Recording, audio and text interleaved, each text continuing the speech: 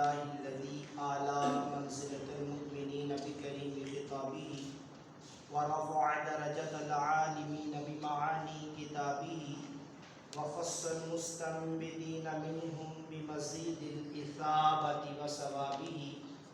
والصلاة على النبي وأصحابه والسلام على أبي حنيفة وأحبابه أما بعد فأعوذ بالله من الشيطان الرجيم بسم الله الرحمن الرحيم قال الله تبارك وتعالى في القرآن المجيد لله ملك السماوات والأرض يخلق ما يشاء يهب لمن يشاء إناثا ويهب لمن يشاء الذكور أو يزوجهم ذكرانا وإناثا ويجعل من يشاء عقيما إنه عليم قدير صدق الله العليم وصدق رسوله النبي الكريم الأمين إن الله وملائكته يصلون على النبي يا أيها الذين آمنوا صلوا عليه وسلموا تسليما الصلاة والسلام عليك يا سيدي يا رسول الله وعلى آلك وصحابك يا سيدي يا حبيب الله الصلاة والسلام عليك يا سيدي يا نبي الله وعلى آلك وصحابك يا سيدي يا نور الله اللہ تبارک و تعالی جل جلالہ و عما نوالہ و اعظم شانہ و اتم برہانہ و جل ذکرہ و عز اسمہ کی حمد و ثنا اور حضور سرور کائنات مفخر موجودات زینت بزم کائنات دستگیر جہاں غم گسار زماں سید سرورہ حامی بے کسا قائد المرسلین خاتم النبیین احمد مجتبی جناب محمد مصطفیٰ صلی اللہ تعالی علیہ وآلہ وسلم کے دربار طہر میں ہدیہ درود و سلام عرض کر لینے کے بعد خالق کائنات جل وعلا کے فضل اور توفیق سے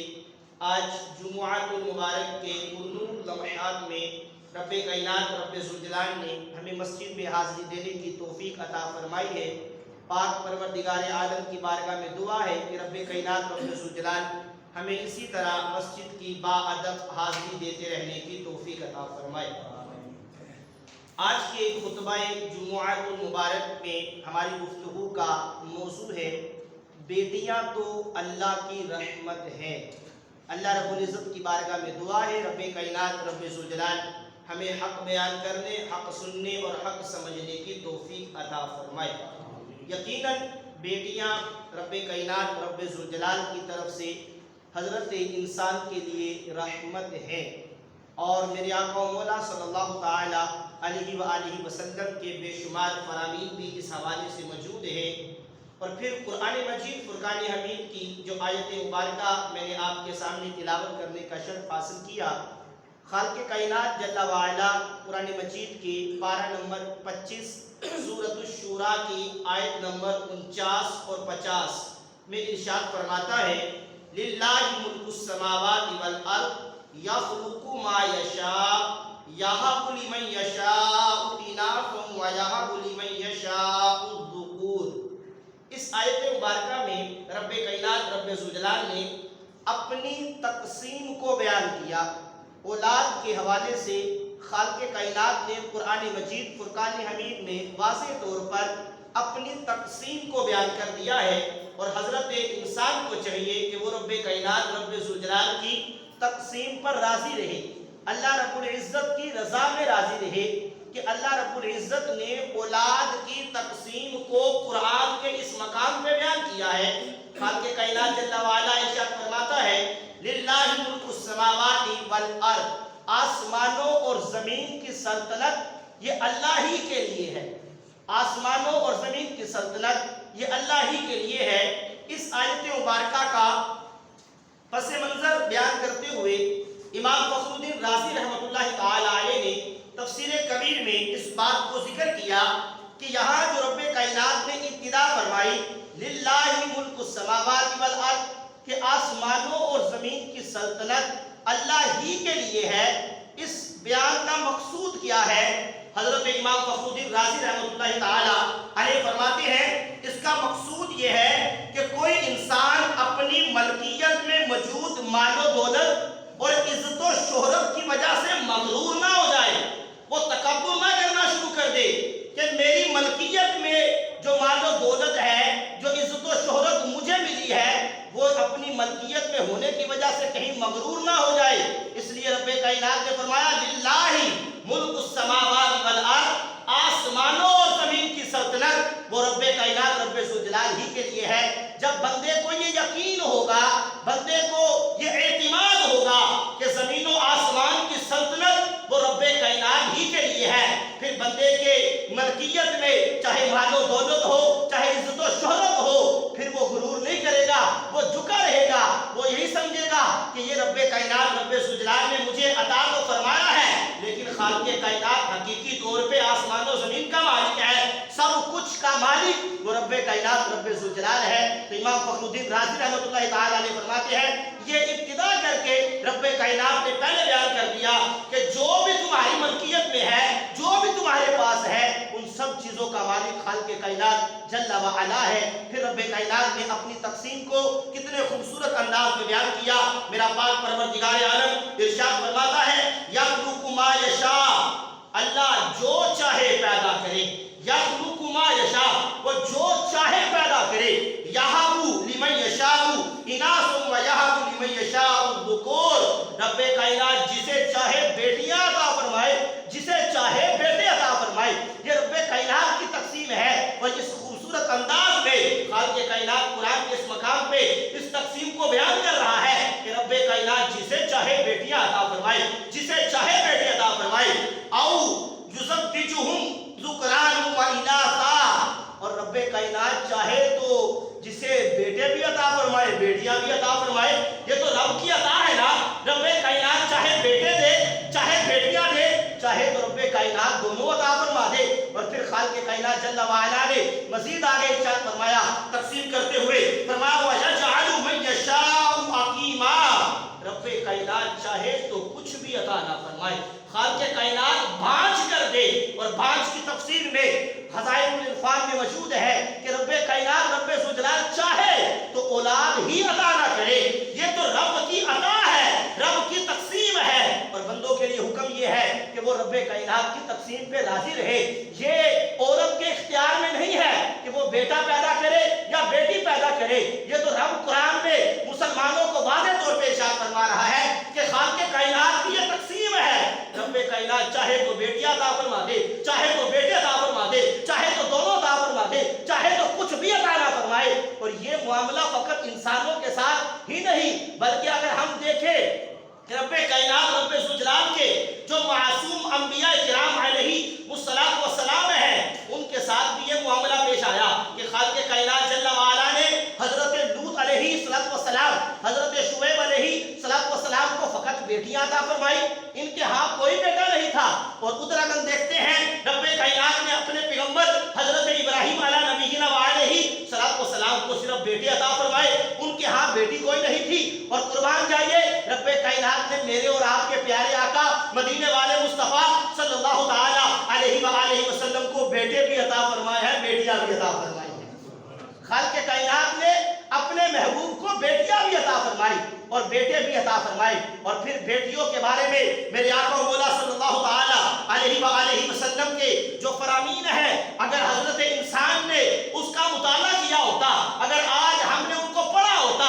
تو ہمیں بیٹیوں کی اہمیت کا پتہ چلتا، ہمیں پتہ چلتا کہ بیٹیاں تو اللہ کی رحمت ہوتی ہے، بیٹیاں تو رب کائنات کی طرف سے رحمت بن کے حضرت انسان کے گھر تشریف لاتی ہے۔ تو یہ علم نہ ہونے کی وجہ سے معاملات ہوتے ہیں کہ بندے کے پاس علم نہیں ہوتا تو پھر بندہ خواہش کرتا ہے کہ بیٹی نہ پیدا ہو، فقط بیٹا پیدا ہو، بیٹا ہی ہو۔ لیکن جب علم ہو تو رب کائنات کے طرف سے جب علم بندے کو آ جاتا ہے، پھر بندے کے دل کی خواہش ہوتی ہے اللہ پہلی اولاد دے تو بیٹی عطا فرمائے۔ یہ رب کائنات رب ذوالجلال کی طرف سے علم ہے جو اگر بندہ سیکھ لے گا تو پھر اس کے دل میں یہ احساس پیدا ہوگا بیٹیاں تو واقعی اللہ کی رحمت ہوتی ہے۔ میرے آقا مولا صلی اللہ تعالی علیہ وآلہ وسلم نے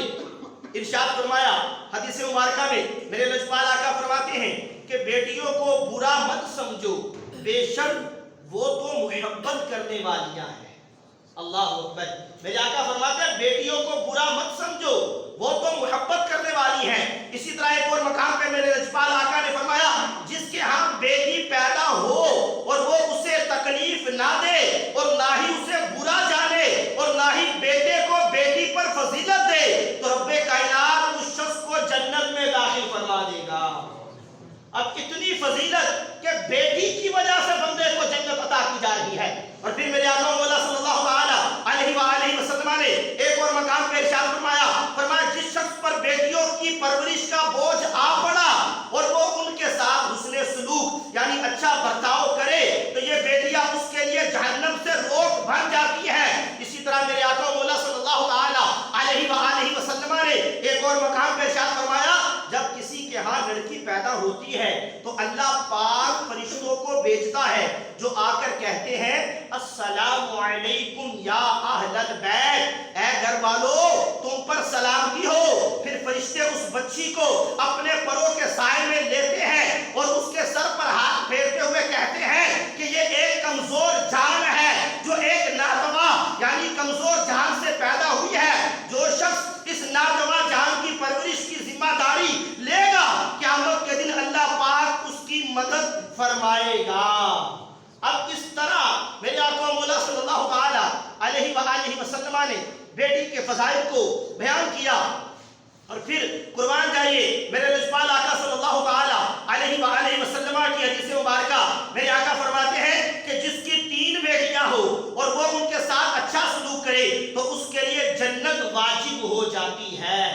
جنت اس بندے کے لیے واجب ہو جاتی ہے کہ جس کی 3 بیٹیاں ہو اور وہ اپنی بیٹیوں کے ساتھ اچھا سلوک کرے۔ میرے آقا مولا کی بارگاہ میں عرض کی گئی یا رسول اللہ صلی اللہ علیہ وآلہ وسلم اگر کسی کی 3 بیٹیاں نہ ہو فقط 2 بیٹیاں ہو تو پھر کیا اس کو یہ انعام ملے گا کہ اس کے لیے جنت واجب ہو جائے گی؟ میرے آقا نے فرمایا ہاں، اگر کسی کی 2 بیٹیاں ہو اور وہ ان کے ساتھ اچھا سلوک کرے تو اس بندے پہ بھی جنت واجب ہو جاتی ہے۔ سوال کرنے والے نے پھر عرض کیا یا رسول اللہ صلی اللہ علیہ وآلہ وسلم اگر بندے کی 2 بیٹیاں بھی نہ ہو بندے کی فقط 1 بیٹی ہو تو پھر کیا معاملہ ہوگا؟ میرے آقا نے فرمایا پھر بھی اس بندے کے لیے جنت واجب ہو جائے گی۔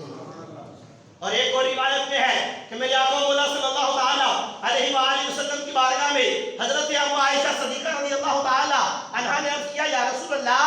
اگر کسی کی کوئی بیٹی ہی نہ ہو تو پھر کیا ہوگا؟ میرے آقا نے فرمایا عائشہ اس کے لیے پھر اس کا نبی تو ہے نا، اس کے لیے اس کا کریم مصطفیٰ صلی اللہ علیہ وآلہ وسلم تو ہے۔ میرے آقا مولا صلی اللہ علیہ وآلہ وسلم بیٹیوں کے فضائل کو بیان کرتے ہوئے ایک اور مقام پہ ارشاد فرماتے ہیں کہ جس کی 3 بیٹیاں یا 3 بہنیں ہو یا 2 بیٹیاں یا 2 بہنیں ہو پھر وہ ان کی اچھی طرح پرورش کرے اور ان کے معاملے میں رب کائنات سے ڈرتا رہے تو اس بندے کے لیے جنت ہے۔ یہ بیٹیاں تو اللہ کی رحمت ہے کہ خالق کائنات کے محبوب علیہ الصلوۃ والسلام کس خوبصورت انداز سے بیٹیوں کی عظمت کو امت مسلمہ کے سامنے بیان کر رہے ہیں اور فرما رہے ہیں کہ اگر ان کی اچھی پرورش کرو گے ان کے ساتھ اچھا سلوک کرو گے تو بدلے میں رب کائنات تمہیں جنت عطا فرما دے گا، خالق کائنات تم پہ اپنا رحم و کرم فرمائے گا۔ اور قربان جائیے رب کائنات رب ذوالجلال کے محبوب علیہ الصلوۃ والسلام نے تو اپنی بیٹی کی بھی عزت کر کے امت مسلمہ کو بتلایا کہ بیٹی کا ادب کیسے کرنا ہے، بیٹی کو عزت کیسے دینی ہے۔ حضرت سیدنا بی بی فاطمہ رضی اللہ تعالی عنہا جب نبی کریم صلی اللہ تعالی علیہ وآلہ وسلم کی خدمت میں حاضر ہوتی تو آپ صلی اللہ تعالی علیہ وآلہ وسلم کھڑے ہو کر ان کی طرف متوجہ ہو جاتے، پھر اپنے پیارے پیارے ہاتھ میں ان کا ہاتھ لے کر بوسہ دیتے، پھر ان کو اپنے بیٹھنے کی جگہ پہ بٹھا دیتے۔ یعنی کس قدر میرے آقا مولا صلی اللہ تعالی علیہ وآلہ وسلم بیٹیوں کا ادب کر کے بتا رہے ہیں کہ میرے آقا مولا صلی اللہ تعالی علیہ وآلہ وسلم کی شہزادی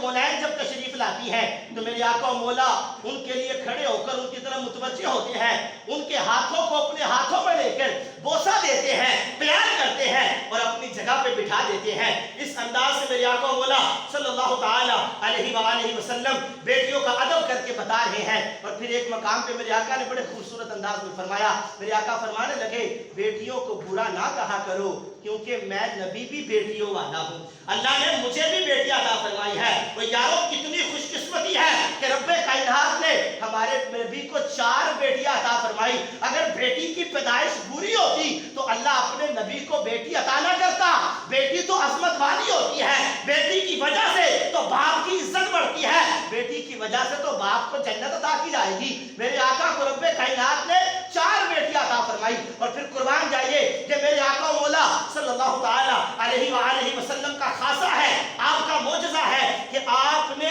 بیٹیوں کو اس وقت عزت دی کہ جس وقت زمانہ جاہلیت میں بیٹیوں کو زندہ درگور کیا جا رہا تھا، جس وقت بیٹیوں کو برا بھلا سمجھا جاتا تھا، بیٹیوں کی پیدائش کو اچھا نہیں سمجھا جاتا تھا۔ اگر ہم زمانہ جاہلیت کے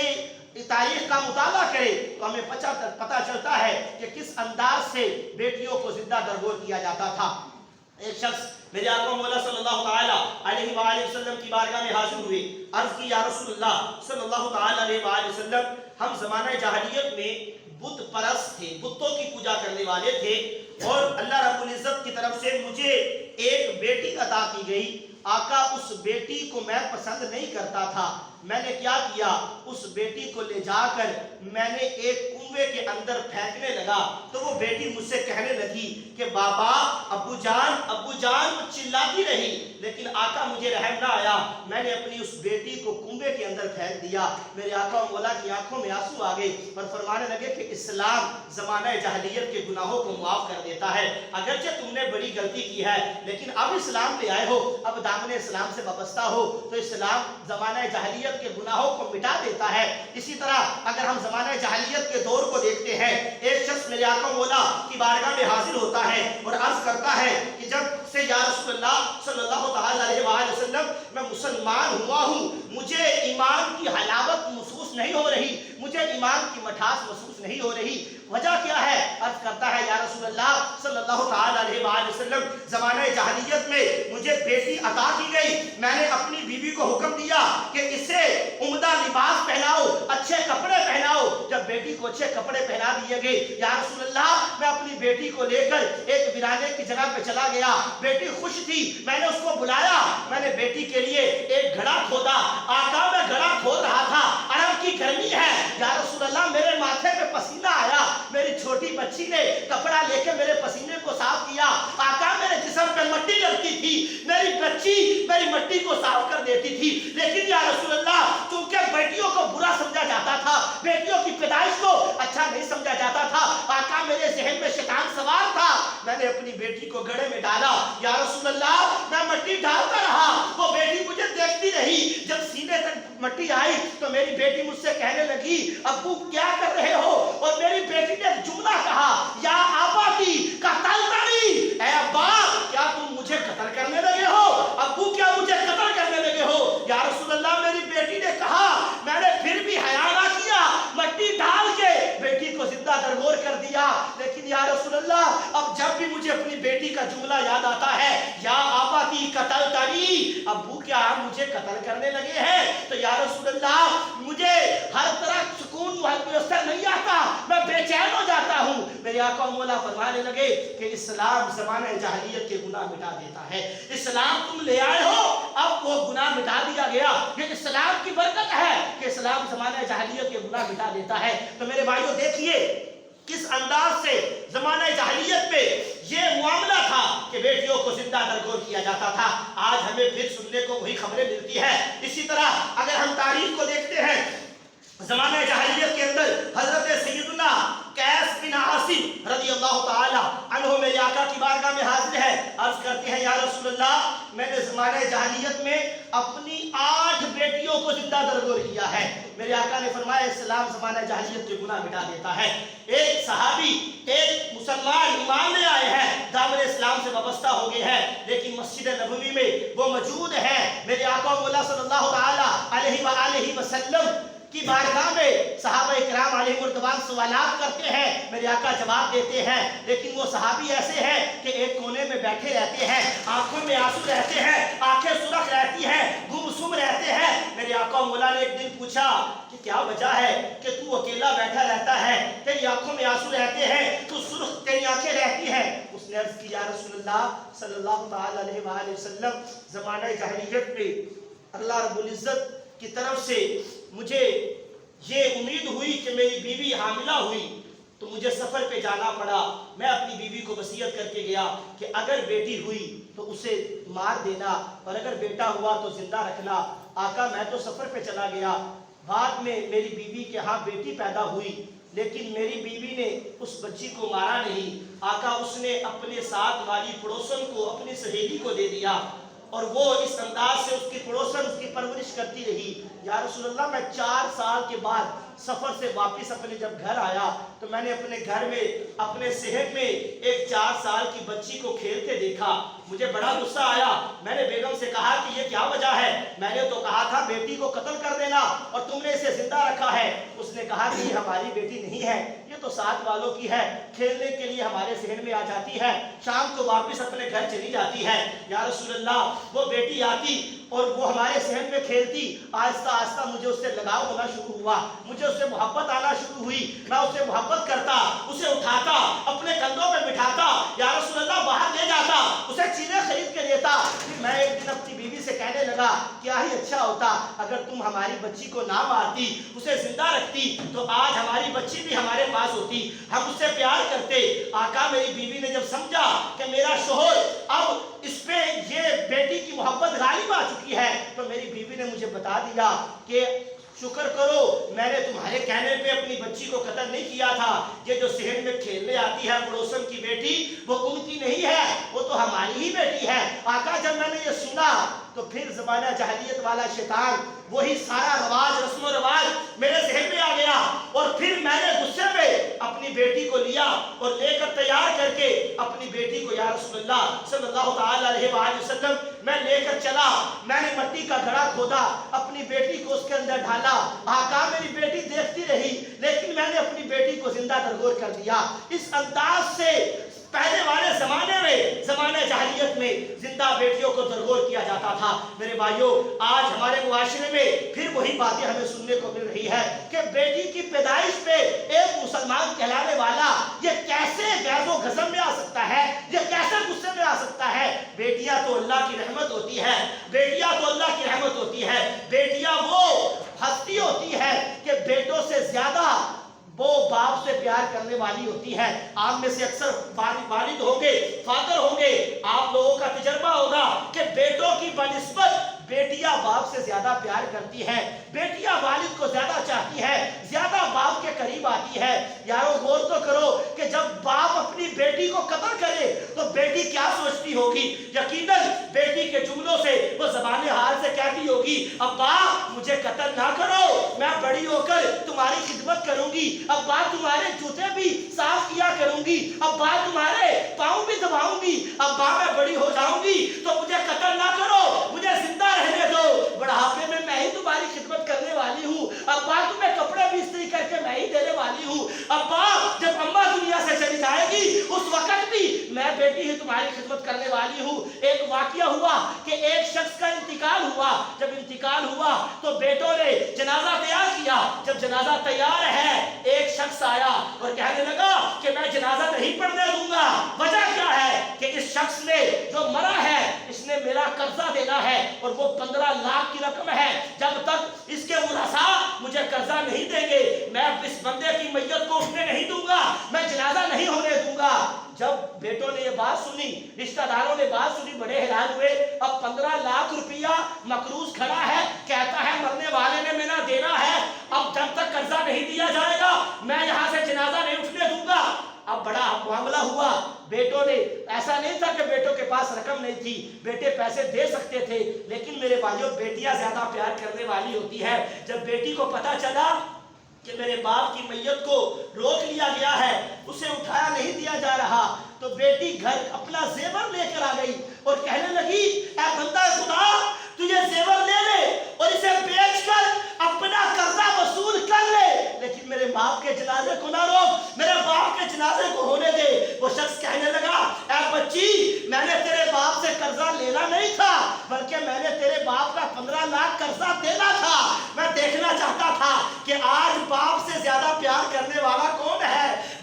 आंखें बंद हुई है तो बेटों ने अपना चेहरा ही फेर लिया है। बेटे बाप से इन्हिराफ कर चुके हैं, लेकिन बेटी वो हस्ती है कि जो उस वक्त भी अपना जेवर लेकर आ गई, कहने लगी कि ये लो और अपना कर्जा उतार लो। उस बंदे ने 15 लाख उस बेटी के हाथ में रखा, बेटा ये तुम्हारी अमानत है, ये तुम्हारे बाप ने मुझे दिया था, इसलिए मैं आज तुम्हें वापस करता हूँ। तो बेटियां तो यारों ऐसी होती है कि बेटियों से प्यार किया जाए तो बेटियां किस अंदाज से वो बाप की शफकत को लेती है और बाप से मोहब्बत का इजहार करती है, बाप को अपने सीने से लगाती है। यारों याद करो कि जब बंदा शाम को थक के आता है तो बेटी पास आती है, पाँव भी दबाती है, बेटी जूते भी उतारती है, बेटी खुद आगे बढ़ के बाप को बोसे देती है। बेटों से क्या क्या काम करवाने पड़ते हैं, बेटी को कहना नहीं पड़ता, बेटी को पता चल जाता है कि मेरे बाप को ये तकलीफ है, मेरे बाप को ये परेशानी है। मेरे आका मौला सल्लल्लाहु ताला अलैहि वसल्लम ने मेरे आका मौला सल्लल्लाहु ताला अलैहि वसल्लम ने तो यहाँ तक फरमाया कि औरत की बरकत ये है कि बरकत वाली औरत कौन है। मेरे आका मौला सल्लल्लाहु ताला अलैहि वसल्लम फरमाते हैं औरत की बरकत ये है कि अल्लाह उसके हाथ पहली बार बेटी अता फरमाए। ये औरत की बरकत है। ये हदीसें अगर हमने पढ़ी होती, हमें पता होता, तो हमारी ये मुआशरे में हमें ना देखना पड़ता कि हमारे मुआशरे में आज फिर ये खबरें सुनने को ना मिलती कि बाप ने अपनी बेटी को कत्ल कर दिया, या हमें ना सुनने को मिलता अगर बाप ने इल्म हासिल किया होता, कुरान और हदीस पढ़ा होता, पता होता कि अल्लाह के नबी तो फरमा रहे हैं कि औरत की बरकत ये है कि उसके हाँ पहली बार बेटी पैदा हो। ये औरत की बेटी है, अल्लाह का शुक्र अदा करे जिनको अल्लाह ने बेटियां अता फरमाई है। यकीन जाने ये तो अल्लाह की रहमत है, रब्बे कायनात रब्बे सुजलाल की तरफ से रहमत बन के हमारे पूरे घर को खुशहाल की हुई ये बेटियां हैं। हमारे दिल में ख्वाहिश होनी चाहिए अल्लाह हमें बेटियां अता फरमाए। ये भी अच्छी बात है कि बेटे की ख्वाहिश हो, ऐसा नहीं है कि बेटे की ख्वाहिश नहीं होनी चाहिए। अंबिया किराम अलैहिमुस्सलाम का जिक्र है कुरान में, वो दुआ करते रहे अल्लाह बेटा